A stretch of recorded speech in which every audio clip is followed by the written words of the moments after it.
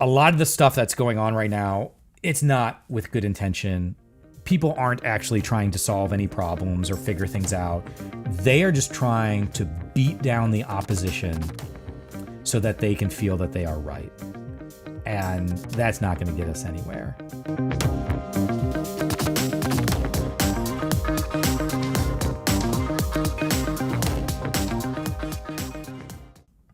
Good morning, everyone, and welcome to episode 53 of the Sandbox.Space weekly podcast. I'm your host, Chris, joined as always by Baby Girl, who's in my lap, Pumpkin, who is over there, giving me the stares.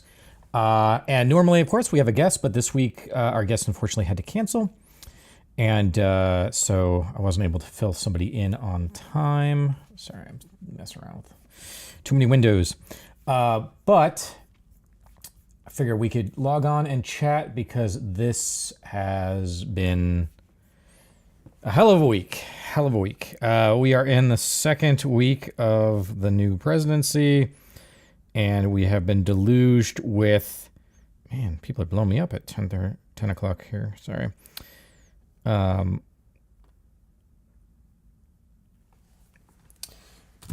Oh, man. So I figured we just kind of chat, see what we want to talk about. The big thing is the pausing of all the federal grants and loans and stuff, which has completely put a lot of what we're doing in disarray. So as many of you know, I've been working on the Shawnee XP Gaming Accelerator, which was the largest gaming accelerator in the Midwest. We're doing plan on doing 2 cohorts this year, and then probably move up to 3 cohorts of 5 to 10 teams per cohort. And we finished the first cohort. We had 10 teams in that one. Finished that last November, so about 2.5 months ago. And then all this executive order and stuff came out, and we have no idea if we can do anything. So our ability to purchase stuff has been stopped. Our ability to pay people has been stopped. Our ability to provide services for any of these startup gaming companies is on pause. And so we're all just kind of sitting here wondering what to do. So instead of sitting around and dumping on Donald Trump, which I would love to do, I want to sort of talk about the situation we find ourselves in, the opportunities that we kind of have and then lose, and then see where we can go from here. So the chat seems to be working. Awesome, the chat module. So if you guys have questions or you want to talk about stuff or bring up points of conversation, we can do that. But really, I think it's just a shame. I think it's a damn shame that what we are doing is completely stopped and potentially dead, because we were really doing some really just meaningful work helping companies get started, game developers get themselves into positions where they can be successful. And just personally, it's kind of bullshit, because this is what I have been doing and what we've been doing at Multivarious and what the gaming community has been doing. People like Wes and Caleb, who are the sort of runners for our local game developer group. And then, of course, folks like you who are in chat and that watch this video, making video game businesses by itself, or just in general. Let me adjust my camera so I'm not off to the side there. It's hard enough without this nonsense uncertainty. And that's not even counting, as a lot of you know, my background is in healthcare. That's not even counting all of the healthcare companies, the hospitals, the clinics, the research that is just on pause right now. And one of the things, many things, that pisses me off about this situation is like a lot of the stuff you can't just stop and restart. Like think about like cancer research, for example. You are establishing a protocol. That protocol is generally like has to be diligently looked at and approved. You might be dealing directly with patients. You might be cultivating cells. Those patients or those cells might be undergoing this protocol that requires very specific timing and drug implementations and all of that. And then if it just stops, like, it's done. You violated the protocol. So the results that you have are not, I don't want to say they're useless, because you might be able to take some knowledge on them, but you can't use them in a clinical setting anymore. You need to go back and restart from the beginning. All of the experiments, all of the research, all the cell cultivations. And that's not counting the fact, too, that keep in mind, like, they want February. So it's currently January 29th, which I hopefully got the right thing on there. Oh no, I have January 29th. Second, let me fix that. Good thing I checked, huh?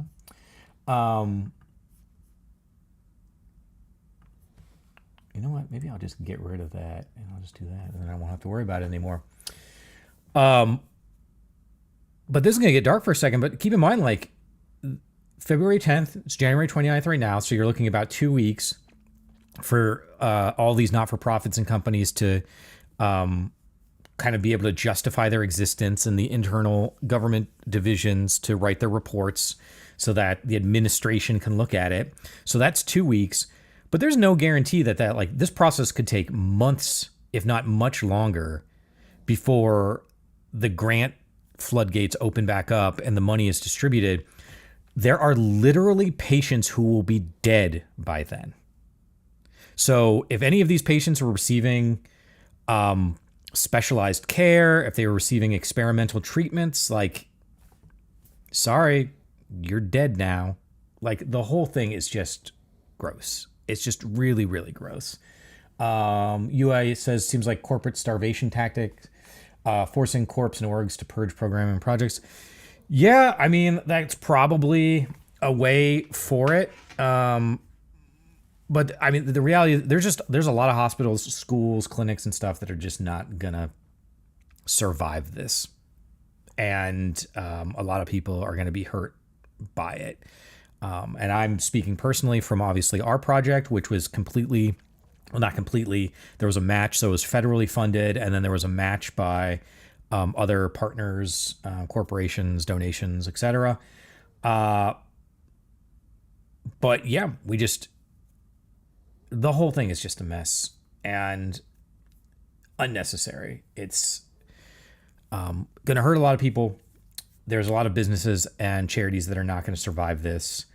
And there's a lot of people that rely on those charities. Think about hospitals again, just coming from more of my expertise. We work, particularly if you are not in a large city, we work on a regional monopoly system in the United States with healthcare providers. So if you are in a city, so like we live in Columbus, beautiful Columbus, Ohio. We've got Riverside, we got OSU, hospitals are our primary ones. Grant, there's a few others. And then of course a bunch of clinics, but we're also a city of, almost 1.5 million people, 13th largest in the country. You start going out about 20 miles outside of Columbus, and now all of a sudden you might have access to one hospital, if any, in your region. And if that hospital shuts down, your drive might change from 30 minutes to an hour and a half to get to where you need to. An hour and a half is a long drive for somebody that's going and trying to do cancer treatments or whatever. The whole thing is a mess. And I've got some conversations coming up. We have this group that I started a little bit ago of sort of like leaders in the gaming space. And we've got I titled it an emergency meeting for today. A lot of the people on there are startups, a lot of schools, universities, colleges, and whatnot. And so I'm going to try to get a better beat of where they all are and what they're able to do. But it's unnecessary. It's gross and it's unnecessary and it harms people. Tom, you can't be woke if you never wake up, right? Yeah, I suppose. it is what it is, and you hate to stuff like this. It makes me think about when I was in public health, and you kind of have to make this distinction because it's really easy to just be like, people are dumb, people are cruel, people don't get it, yada yada. But then you have to ask yourself, what is your goal here? Is your goal to be mad at people, or is your goal to affect change? And if your goal is to affect change or to win, then you need to meet folks where they're at and give them the resources and information and help and whatever that you can, even if they're not, we'll say, receptive to it.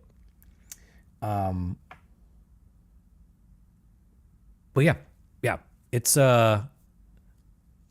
is a rough time we're in, and we are only a week and a half into this thing. And it's going to get rough. And I think that there's going to be a lot of game studios. There's already been a ton of layoffs in the games industry. Anybody that's been watching this podcast for the past 52 episodes is fully aware that the industry is all the industries, but particularly tech and stuff, a lot of layoffs and stuff. Shit like this is not going to make it any better. I think we're going to be in at least a year, if not 2 or 3 years, of just absolute pain and suffering that's going to happen right now. And yeah, Tom, it's just insanely unnecessary. Like, if you want to cut the budget, okay, fine. And I'm not even talking about, because politics is not my my expertise, but I'm not even talking about the fact that like the executive order is like completely illegal and unconstitutional. And I'm saying that in a way that actually makes sense. There's a lot of people who are like, that's unconstitutional, and they don't understand anything about the Constitution. But this is completely illegal. Like, this has been settled by the Supreme Court. It was settled by the Supreme Court in like the 50s or 60s, like 50 years ago.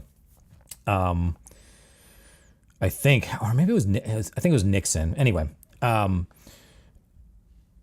that Congress controls the budget, and the executive branch is legally, morally, ethically responsible for carrying out that distribution. And so, it's just nonsense. And then on top of that, ignoring the fact that, like, if you want to cut the budget, if you want to save money or whatever, increase efficiencies, if you think that's what's going on, then like, there are ways to do it that isn't going to result in children with cancer dying.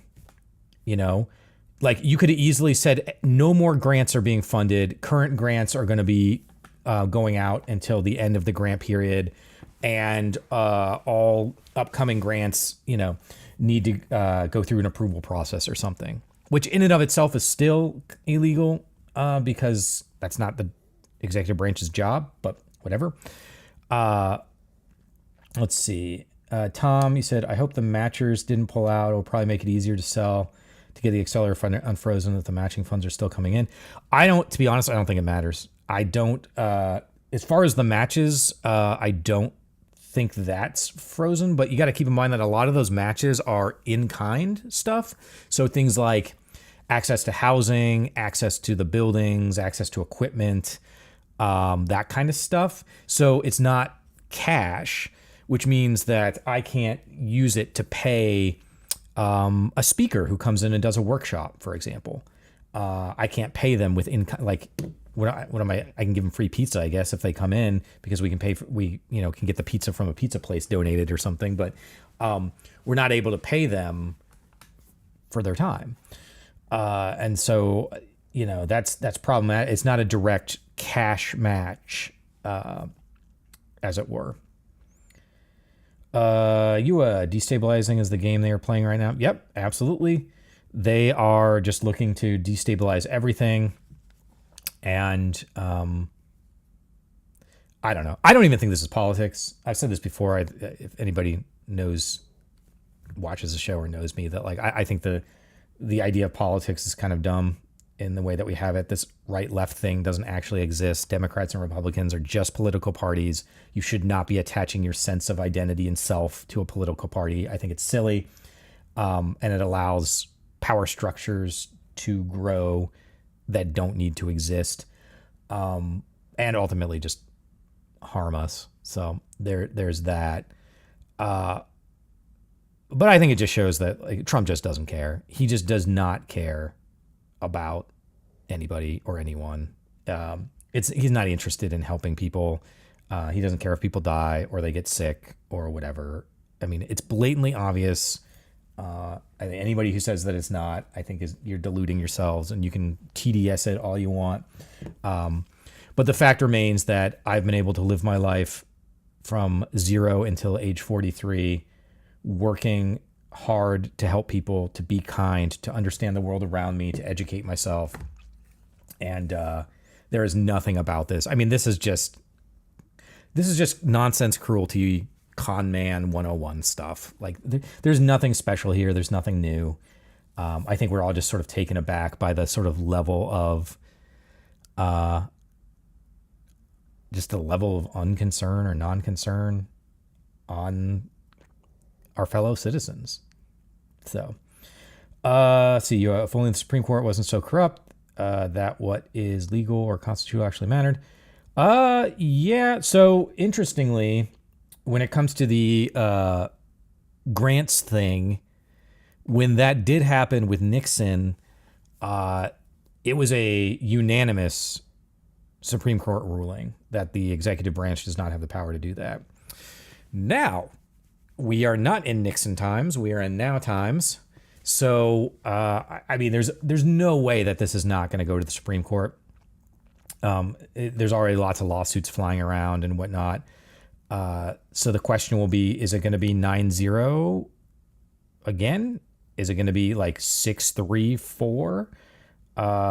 The fact that there's so much uncertainty is troubling in and of itself, right? Like, this has been discussed a lot of times if you're paying attention to the news or whatever, but like I shouldn't say the biggest, but one of the biggest things that the United States has from a economy and business perspective is stability.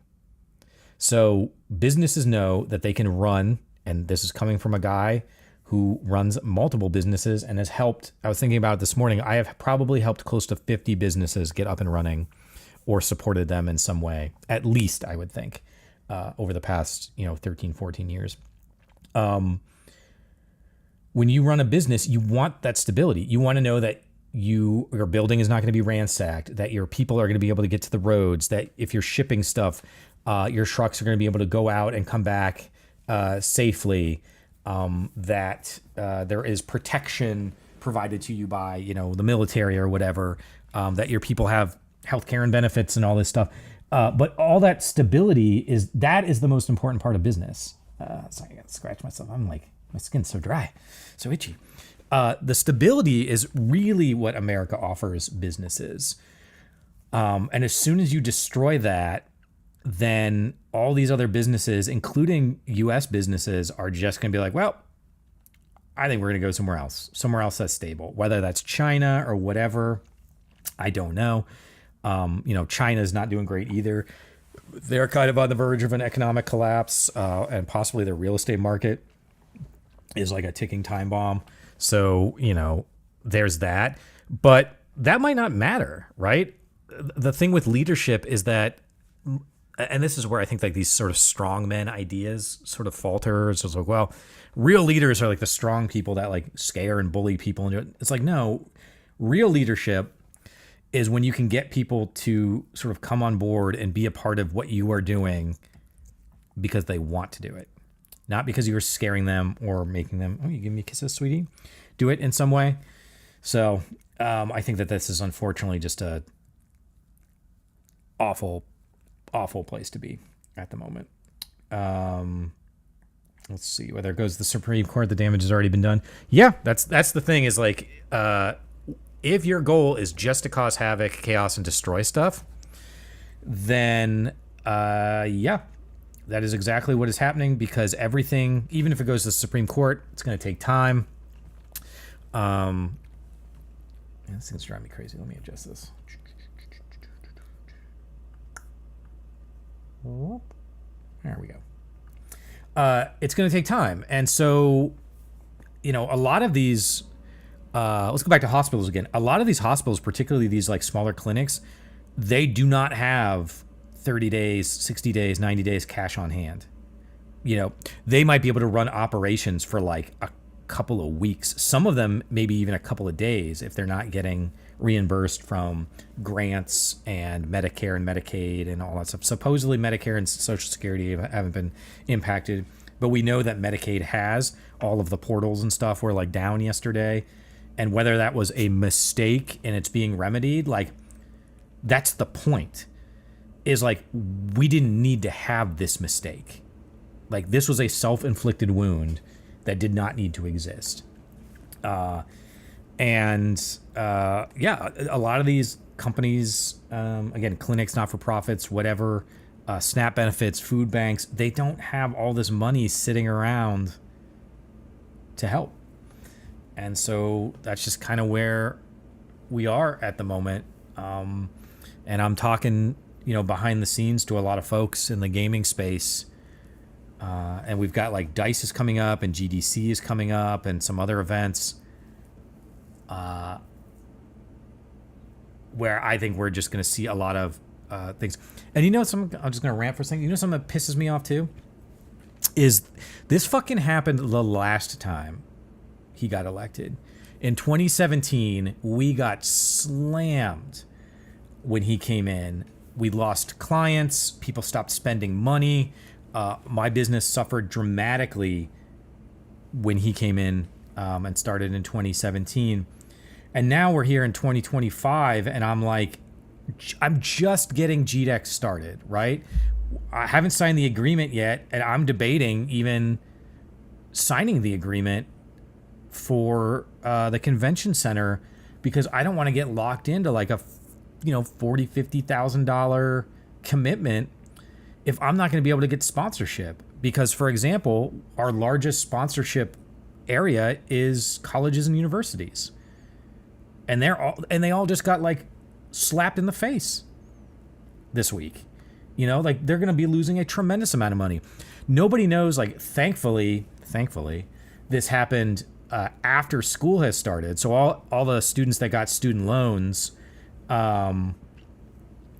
that I think has all been remedied. So all the students that are in class and school now, like all that money has been distributed and everything should be. But like, what about summer or fall? Like, if this kind of crap continues, like these schools aren't going to get student loans. Students aren't going to be able to go to school. Like, these universities are going to completely just fall apart. And then, of course, thinking about myself here for a second, I'm not going to be able to get the sponsorship for GDEX, which means I will have to cancel GDEX. And that means that, hundreds of developers are not going to get access to publishers and investors. They're not going to get to showcase their products and get feedback. They're not going to get Steam wish lists and game sales and whatever else. Yeah.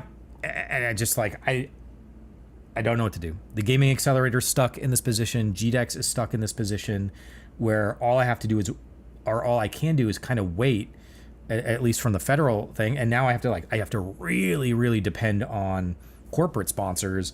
And over the past couple of years, corporate sponsorship has been abysmal as well. So it's just like, there is no avenue right now. So should I cancel GDEX? Should we just not do it this year? Should we not take the risk? I don't know. I don't know the answer to that.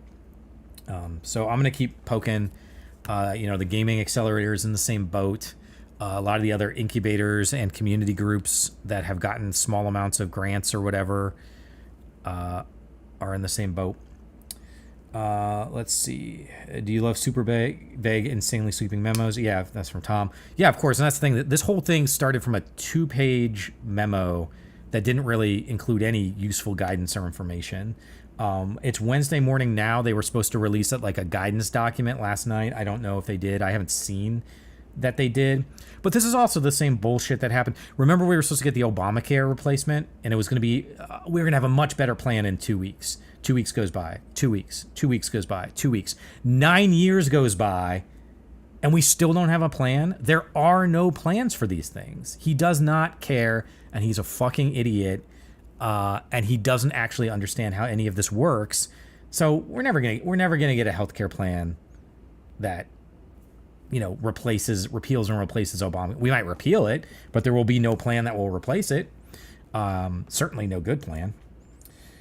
Let's see. There's no silver lining, but at least independent / politically disengaged might fully understand what just happened. Maybe, but it also might be too late. I don't know. Let's see. How can we assume anything other than that things are only going to get worse, much worse? Yeah, I don't know. If you're looking for like a piece of, I don't know, guidance or whatever, I think that everybody, whether it's politically or within your life or within your businesses, you need to be going out there and hitting the ground, trying to find sponsorship, trying to find money, trying to find ways to survive. We are in a survival period. Again, unfortunately, we did not need to be here. And it's so frustrating as a small business when it's like you finally are making some progress and kind of getting over that curve with your business. And then this kind of shit happens, which is, again, completely unnecessary and just hurts people. But the fact of the matter is this is where we're at, right? This is where we are for right now. And so until something changes, everybody, you say you need to get scrappy. Yeah, you need to be out there. You need to be scrappy. You need to be looking for money. You need to be finding ways to increase efficiencies in your business as best you can, and just see what you can do. I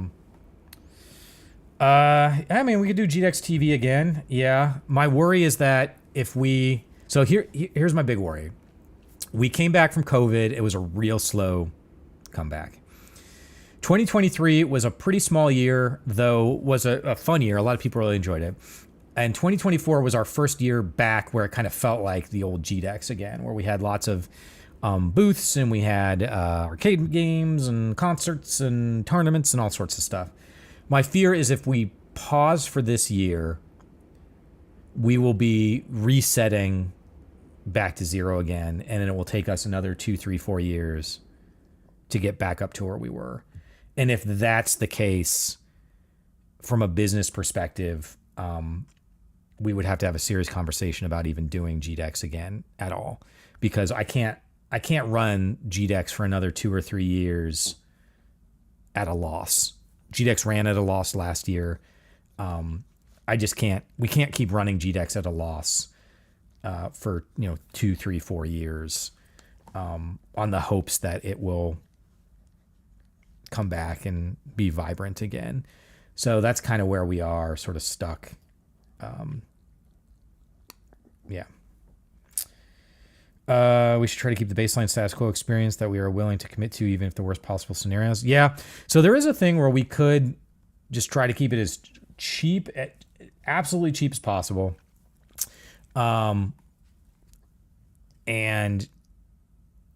just see what that looks like. We can always add rooms later, I guess, if we wanted to. Yeah. You give him kisses? What's going on, sweetie? You need some attention? Yeah.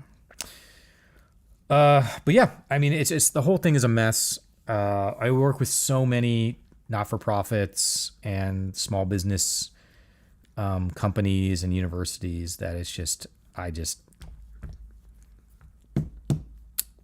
a shame. This is not the country that I knew. This is definitely not the country that I want it to be.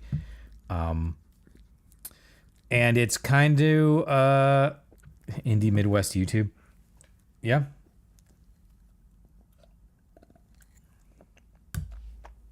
Yeah, I'm sure there's other things we can do. Try to generate more revenue, try to generate more sponsorship. I'm sure there's stuff we could do digitally on GDEX, maybe start bringing in. I mean, I've always wanted to do more of these kind of sessions with the developers that are going to be at GDEX. So we could be creating more content and doing interviews and showcasing games and stuff like that. So maybe that's something we start doing more in the future. The problem is, again, anything that we spin up from scratch is going to have a ramp up period where it's a whole bunch of work with no revenue, right? So if we started up a YouTube channel and really started, doing a video a week, or maybe even 2 videos a week or something like that, maybe the Sandbox.Space and another video or something, like how long will it take before that starts generating revenue? We're on episode 53 of the Sandbox.Space weekly podcast, your weekly podcast about the games industry news. And we have earned $0 from this. So we've done this for over a year, almost every week, and have made no money on it. So, I'm not doing this for money. I'm doing this because I want to offer people opportunities to learn and connect with each other and ask questions and all that kind of stuff. But there is a reality that your time is limited, right? You only have so much time in a day. And then on top of that, the more stuff you are doing, the more scattered your brain is, which then also makes you exhausted. Which is why you is always making fun of me that I never leave the house. That's because I'm tired. I just want to be here and I don't want to have to go out and do stuff. And then, so yeah, I like the idea. I like the cut of your jib, and we'll probably do something, in the YouTube verse. I would think, but yeah, it's just frustrating. It's just really frustrating. And it's unnecessary and it's gross. And it pisses me off because this is not the country that I thought America was. And this is certainly not the country that I want it to be or that I want to live in. And so that brings us to this place where we all need to start advocating to make it better. And we all need to start supporting each other more. And we need to start. You want to get down, sweetie? I'll say hey. Baby says hi. I'll put $50 on. She's going to bug me about TREAT time. But we'll see. Which is not yet. But yeah, we need to be pushing and doing things more. And I think that we need to be tolerating less bullshit. We need to stop with the conspiracy theories on both sides. We need to stop with all the nonsense. We need to stop giving intellectually dishonest people, con men, grifters, stop giving them space and oxygen. If you are not being intellectually honest, if you are not coming at the problems with good intentions, if you are not trying to make the world a better place and help people, then we don't need to hurt you. We don't need to be I think that's the thing is on sort of that side of the fence, there's a lot of folks who are we just need to be making them pay and whatever, doing what they're doing to us or whatever. I was like, no, we just need to be focused on what we're doing and making that successful, and then keeping the door open for when people are ready to, I think it was Yua's point earlier, maybe it was Tom's, sorry, about that they might start to notice, other people might start to notice once they start feeling it, which again is another gross thing. It's people only notice something when it impacts them. Is unfortunate, but those people are going to start looking for a new place, and you want to make sure that that they feel like they can come, particularly if it's your family or whatever, that they can come and talk to you and be like, hey, I think I made a mistake, or hey, I want to do something better, or whatever. But we cannot wait for that, and we can't wait to make those changes. We just have to do it now, right? I think that's the only solution. But what the hell do I know, right? I'm just some dude sitting around talking under the interwebs. So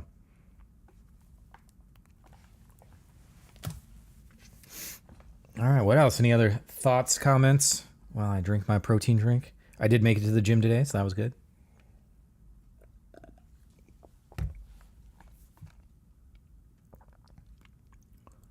DEI apparently made white people feel like a minority population, and look what that caused. Yeah, I've got ideas, I guess, about that. I don't know if there's any actual knowledge or research or whatever. If there's somebody more knowledgeable than I, feel free.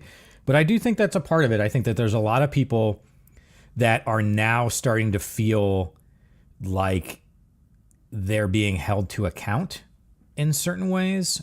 whether that's DEI or not, because I don't think the purpose of diversity or DEI is not diversity, equity, inclusion. The purpose of that is not to attack people. The purpose of that is to help folks broaden their view of other people's experiences and realize that like just because you live a certain way doesn't mean that other people also live that way. So it's not designed to be like this aggressive action like what we're seeing out of the White House now, which is absolutely an aggressive action. But I do think there's like, and I see it all the time, people are just like oblivious to the fact that like they have had the world cater to them for a very long time. And when people are asking, and here's the kicker too, people aren't asking to like take something away from you. What they're asking for is mostly just to be left the fuck alone to live life the way they want to live life. And for you to understand that just because something doesn't sort of fit into your bucket of understanding, that doesn't make it less important or less relevant or less personal to people. And so you've got a whole group of folks who, and you know, this is where sort of like the boomer thing comes in a lot. And I think the research is very, very much showing that the baby boomer generation is by and large the main cause for the situation that we are in numerous instances. But, you know, that's sort of painting with a broad brush because obviously there's many baby boomers who are not on this train. But when you go through life, like where everything is sort of like catered within your sphere, and then all of a sudden you're asked to start making room for other people. I would say for people who aren't used to that, it comes across as like they're being attacked, their way of life is being destroyed, when that is not the fact at all. And I can speak from this from experience because I have never felt like I have been a part of the main consensus of growing up in the 80s and 90s. Like, you know, keep in mind, like something like being a nerd, right? Like this nerd culture stuff that's kind of big now, and there's nerd culture everywhere. You want to come up, sweetie? Come here. There you go.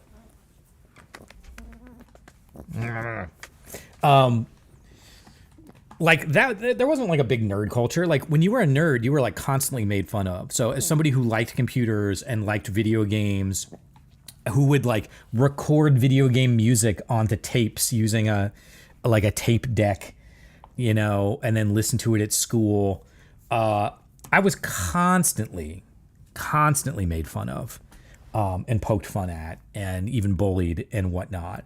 And then another thing you think about is like I don't think I ever believed in God. Like there's not a point in my life, even as a kid, where I recall being like, oh yeah, this makes a lot of sense.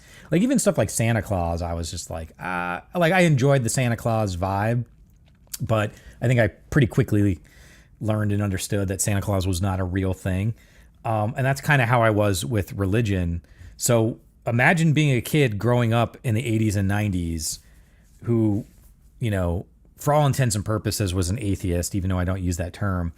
So it was just like layers and layers of being around people constantly who did not get you, did not understand you, did not try to understand you. And if you sort of stepped out of line a little bit, then you would have to sort of deal with the repercussions or defend yourself. And there's plenty of times in my life I remember sort of suffering some negative repercussions because of saying something or doing something or standing up for someone or whatever. And then you take that and that feeling, that experience, and expand it for tons of other people that have been feeling that in much more visceral and maybe even physical ways. I mean, physically like abusive ways. It really makes all the complaints that a lot of these people have just sound like petty grievances, you know? Like I don't want to say that your problems aren't legitimate and that you don't have good rationales or thoughts behind some of these things, but Trump is not the way to handle this. This is not the way to fix this problem. Tom, the sphere of DEI is from exactly the same ilk as people who make the George Floyd summer equals January 6th argument. Oh, yeah, totally. Yeah. Well, I think that all this stuff falls on us. There's that George Orwell quote that gets put around all the time from 1984 about, they try to deceive you. I'm paraphrasing, but they try to deceive you and that what your eyes and ears are seeing and hearing isn't what's happening. I think we just need to be very clear about what is and is not happening and not giving ground for people who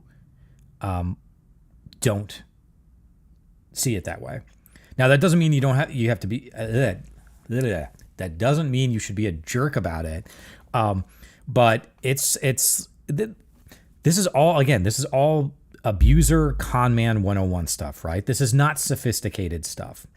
It's that if somebody comes up to you and they are trying to trick you, just a person, like ignore Donald Trump and politics and all that stuff. But if somebody just comes up to you and they're trying to trick you, or they're being dishonest, or you can tell that there's something not quite right, like the simple answer to that is to just walk away from them. Like do not give them the space and the ability to take advantage of you in a certain way. And when you're surrounded by people that are dishonest, like that's what you do. You don't spend time trying to convince them otherwise. You don't spend time trying to like trick them in some way so that they do something. Just let them fall into their own fucking traps and go away. I consider myself very fortunate that I have a friend group that I say this all the time. I can leave my wallet out at a party, like on a shelf or a bookshelf or whatever. And I trust that nobody will touch my wallet. Nobody will steal anything from me. Nobody will do anything to it. I can just put it there, put my phone somewhere, and nobody is going to mess with it. And I consider myself very fortunate that I have that friend group. But by the same token, that didn't just fall out of the fucking sky. Like I built that friend group. Obviously not me alone, because friends are, relationships are a multi-person effect. But we have made it so that the people that come into our sphere are trustworthy. And the people that aren't, we don't invite and we don't allow into our sphere. The people that are cruel and dishonest, we do not invite to our parties. So we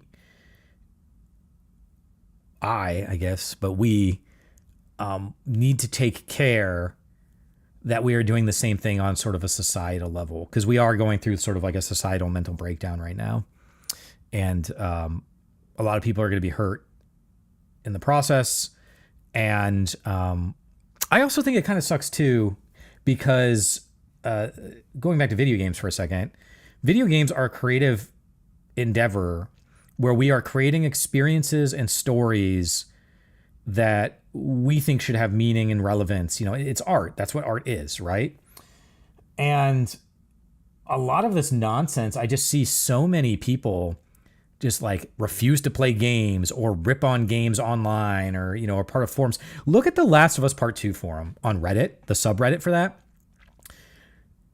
That should be a PhD study in like psychosis and trauma. Because if you go to the Last of Us Part 2 subreddit and you just look at the posts there, it's like 90% of them, maybe I'm exaggerating, 80%, whatever. It's the vast majority of the posts are all about how bad the game is and how much the TV show sucks for their casting and storytelling. And like, you have to kind of take a second and take a step back. And it's like, you are choosing to spend your life posting comments in a Reddit thread for a game you don't even like. Like, that's such a pathetic behavior to me. It's just sad. Like, go do something with your life. Like, if you don't like the game, like, I can't even imagine sitting around. Like maybe when the game first came out, if it really like ruffled your feathers or rubbed your rhubarb in the wrong way or something, then you could be mad about it. But like that game came out 4 fucking years ago and you're still sitting around posting about it. Like, grow up, go live your life. Like, go make some friends, go play a different game that you might like. Like it's wild. It's wild. And then on top of it, that the game's actually really awesome. Like, I don't think it's perfect, and I can see where some of the critiques and complaints are coming from. But like, go make some friends or something. Jesus, like, life's too precious to, like, I don't even sit around and like the conversation we're having here. I generally don't even sit around and talk about too much because I don't want to waste my life on this stuff. I've got businesses to run. I've got people, some of which are in this chat right now, who I am responsible for making sure that like they're able to pay rent and eat and, you know, have meaningful relationships and all that stuff. And so like, why would I sit around and spend time on that? And like the joke, you know, this is like a 90s joke, but the joke is always like, I don't worry about it. You know, like they're the ones raising their blood pressure. They're the ones that are going to have a heart attack. And like, yeah, that's true. Like, a bunch of like losers sitting around in a subreddit complaining about stuff doesn't really impact my life in any way. But I do think it's sad. And I think that people don't value their life as much as they should. And we're all guilty of this. Like, I definitely don't live my life to its fullest. But I at least try to be cognizant of what I'm doing and what's around me and the people around me. And I make sure that like, I don't spend as much time with folks as I should, but I try to, you know, see folks at least every couple of weeks. You know, you and I, Yua comes over and we play games. We're working on Alan Wake 2 right now. You know, I go to dinner. I have boys' night with Jeremy. I try to make sure we do at least one company dinner per year where we can all just kind of get together and have dinner and, you know, a couple of drinks and not have to worry about work or whatever. So just, I don't know, go out, touch grass, as they say, like get out of this nonsense.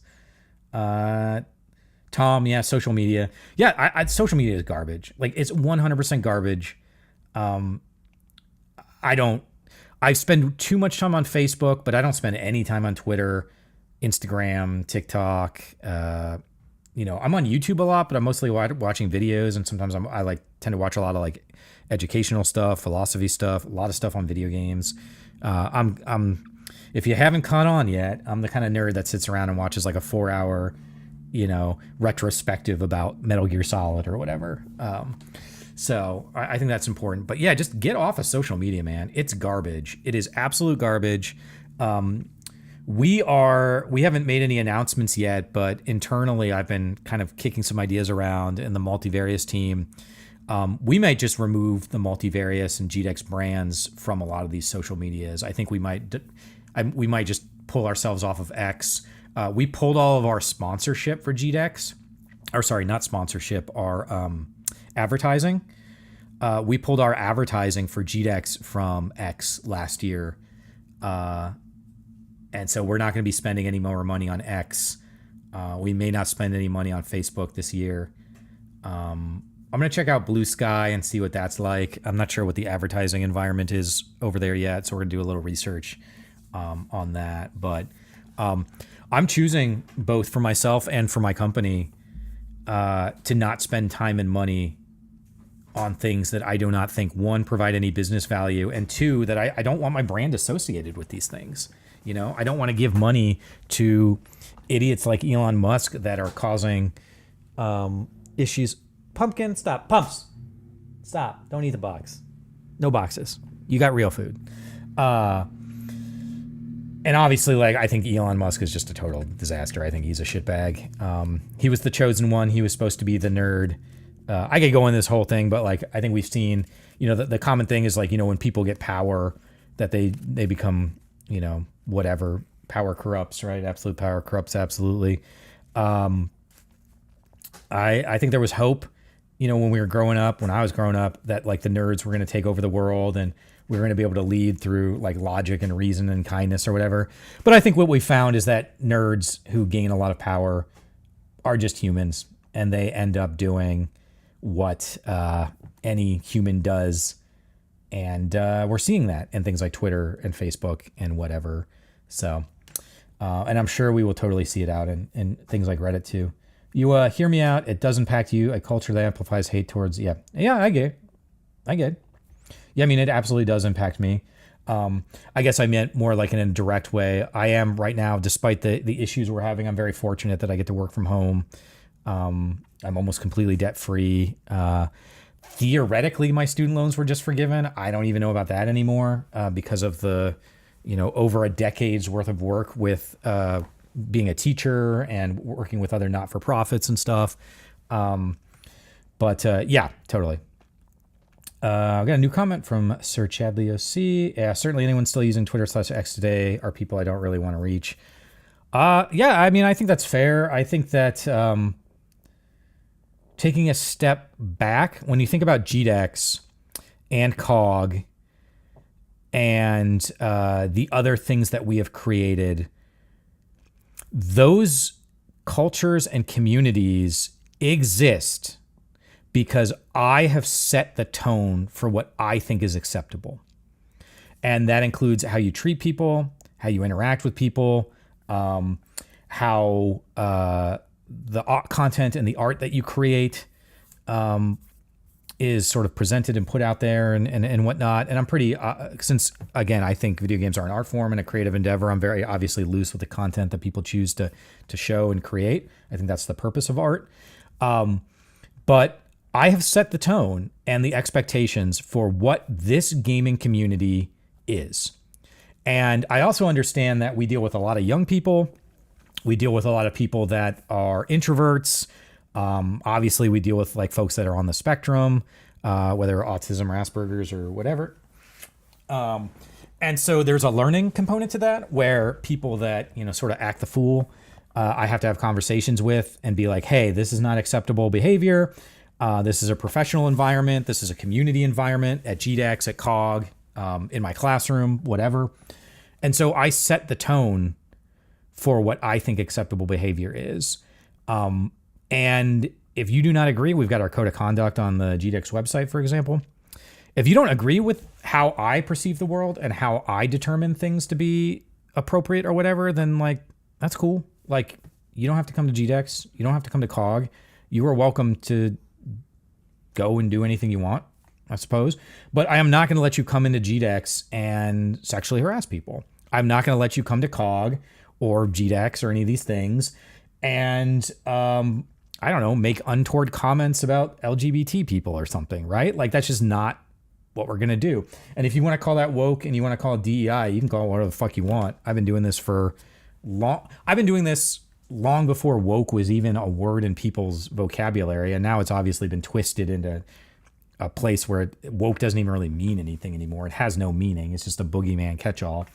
But I honestly don't care. I don't want you around if you are going to be in a place that is harming people. And we have removed people from GDEX before. I have taken folks who were going to be exhibitors or speakers or sponsors or whatever, and based on their content or their comments, I have rescinded that invitation to GDEX. Again, I try to do it in a way where it's a learning experience. I'm not trying to prove a point. I'm not trying to harm anyone. I'm not trying to throw down. But I'm making it very clear about what I will and will not tolerate. And what I am willing to tolerate within the ecosystem that I have created is unfortunately, in most, if not every way, diametrically opposed to what is currently happening in politics and in society. And I find that to be sad and disconcerting, because I think, although I'm not perfect, and I'm sure anybody in the chat who knows me can tell me that, I do think I have a pretty good head on my shoulders for what is considered to be kind and compassionate, and what we should consider to be sort of acceptable. So, yeah. No. Yeah, tech bros. Certainly blue sky is not perfect. Baby, it's not time yet. It's not time. You stay. You go. Go. Let's see. Certainly blue sky is not perfect. Yeah, I mean, none of these social media platforms are going to be perfect. It's more about just like what kind of culture is being cultivated there, and how do people. And this is kind of interesting. So I'm curious to hear this on the chat because I'm one of those people like. There's certain conversations that have happened over the past, I don't know, say a couple of years or whatever. Certain things like fact checking, like I'm not 100% sure that we actually do need fact checkers on social media simply because I just don't know how actually effective they are on doing anything. And also, I don't know if, they help in any meaningful way. Now, if you can show me research that proves differently, cool. Like I'm open for it. But like one of the things I do sort of agree with on the sort of the right MAGA world, if you will, even though again, I completely find it disgusting their way they're going about it, is that free speech is specifically designed for unpopular speech. Like that's the purpose of free speech. You don't need free speech for things that are, publicly accepted or publicly understood. Like if everybody believes something, you don't need free speech for it because everyone's already on board, right? Like free speech is designed to protect new ideas and concepts and ways of thinking and changes, adapting to society and stuff like that. So free speech is specifically designed for things like hate speech and whatnot. Now the question is like, how much hate speech do you tolerate in a certain situation? And I think that's where the line comes in and where we look at things like GDEX, where it's just like,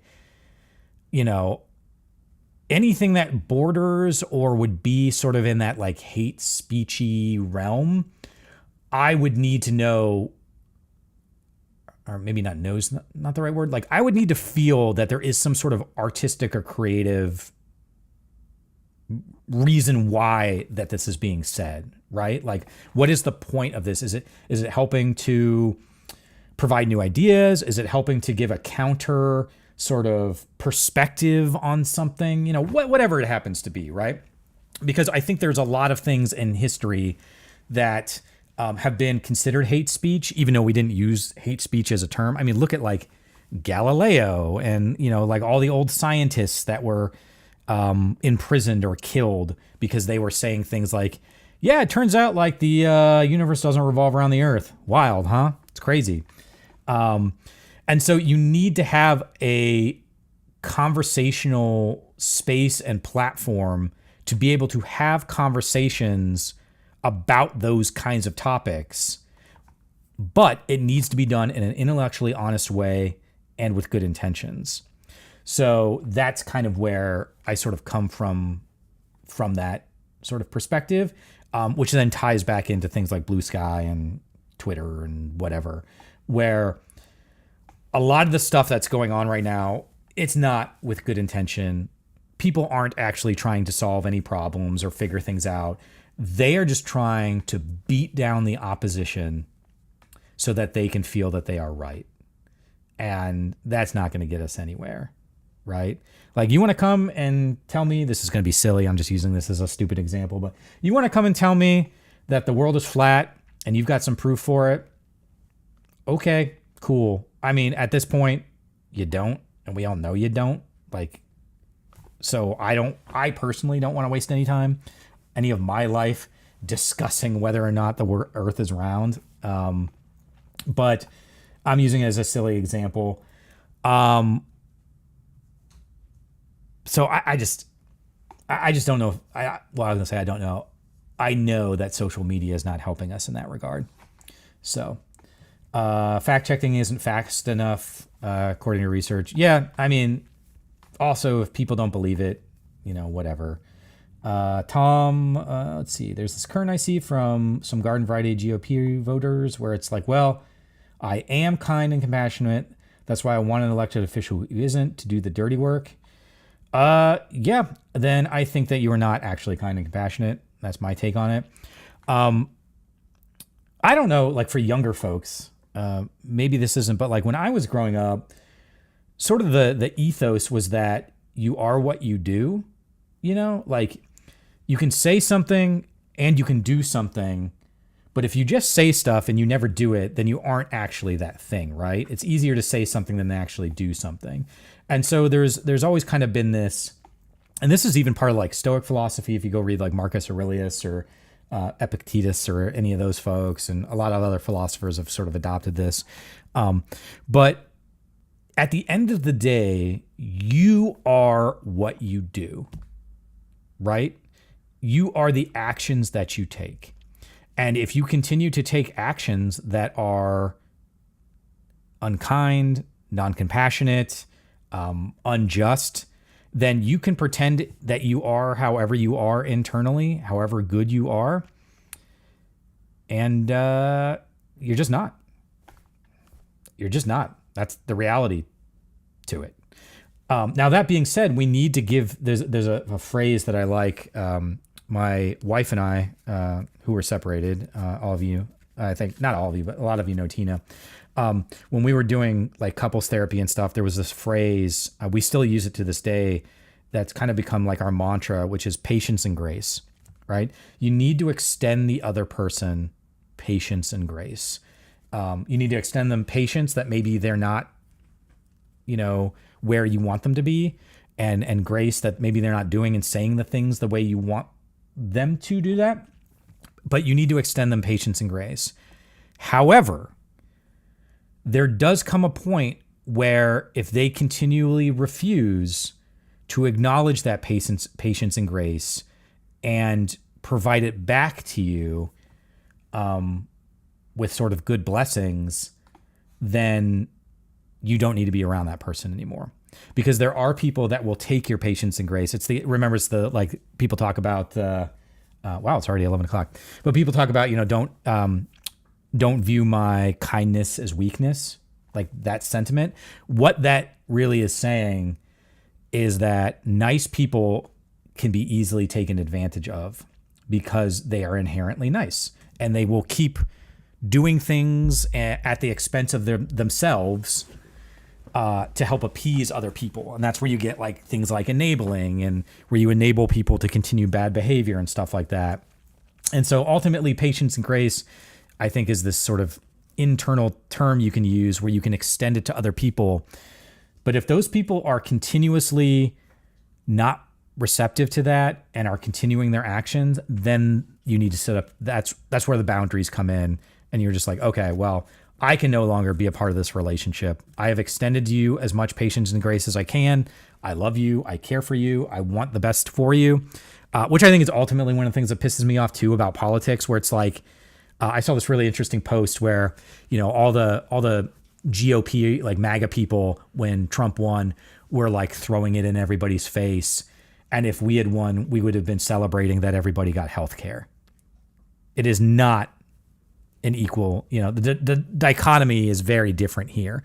Whereas I think a lot of people that are kind of having these sorts of conversations, they get value and excitement and fulfillment in seeing others succeed and be happy, right? Like I don't want Trump to harm people. I don't want his policies to harm people. But at the end of the day, I can't control that. And so the best I can do is try to make the world a better place. So kind of rambled there for a while, but I guess that's what happens when it's your show and you're on the interwebs. Cognitive dissonance is off the charts. Yeah. Oh yeah. The cognitive dissonance is wild right now. Like really, really wild. There's a really interesting video. I'll kind of maybe, unless people have other things they want to talk about, maybe kind of leave on this. It was this woman, and I really wish I would have saved the video because it's fucking killing me. But it was like a day or so, a couple of days after Trump won the election. And everyone was kind of having these, internal family squabbles, and people were deciding if they wanted to go to Thanksgiving and the holidays with their families and all that stuff. And she was talking about how she kind of got to the point where she just noticed that she and others like her, the people that don't want Trump around, that don't want people behaving the way he does, are also, by and large, the support system and the caretakers in these relationships. And when you're in a situation where the people that you care for that supposedly love you keep kind of hammering this thing on you and keep trying to like make you feel bad and yada, yada, yada. When you step away from them, when you choose to set that barrier up, that boundary, and you walk away from them, they have lost, I see you, sweetie. They have lost the support system, the person that they bitch to about work, or that when their partner's cheating on them and they need support and they need to, come over with a bottle of wine and a pizza, or the people that look after their children, or take care, if you're older, take care of you when you're older and make sure you're getting your medicine and everything. Like, those are the people. And if we, assuming you are kind of one of those support people, those caring people, decide to step away, over time, those folks, those deep sort of in it, MAGA, kind of cruel people, are going to find themselves more and more isolated and alone. And at some point, you hope that they will begin to realize that their actions are responsible for the situation that they find themselves in, and that they hopefully will come back to the people that love them and care about them and are willing to provide them the support. So take some solace in that, perhaps, that in the long run, the folks that are being intellectually honest and kind and that are working for a better future, that, as MLK says, where the arc of moral justice bends slowly, but it does bend towards justice.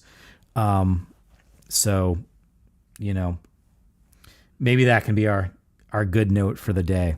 But any last thoughts or questions before we wrap up this episode? I know this was kind of a weird episode of the Sandbox.Space, but I've just been dealing with this, like, in particular, this grant stuff for the past 2 days, like nonstop, where, we're trying to figure out how do we make it so that people don't get fired and laid off, like that we don't lose our team in this thing that we really have built, and I think is really valuable. So with that being said, this has been episode 53 of the Sandbox.Space weekly podcast. I am your host, Chris. I want to thank all of you for being in the chat and watching it. Would really appreciate it if you could share these videos, that we post them on YouTube. Let people know about this. One of my goals this year is to see if we can get our average viewership up throughout the year, and see if we can get more and more people involved in the chat and the community. So anything you can do in that regard is greatly appreciated. But otherwise, baby girl, stop. Otherwise, again, really appreciate it. I hope that this week goes well for you all and that you have love and support around you. And as always, I will see you next week.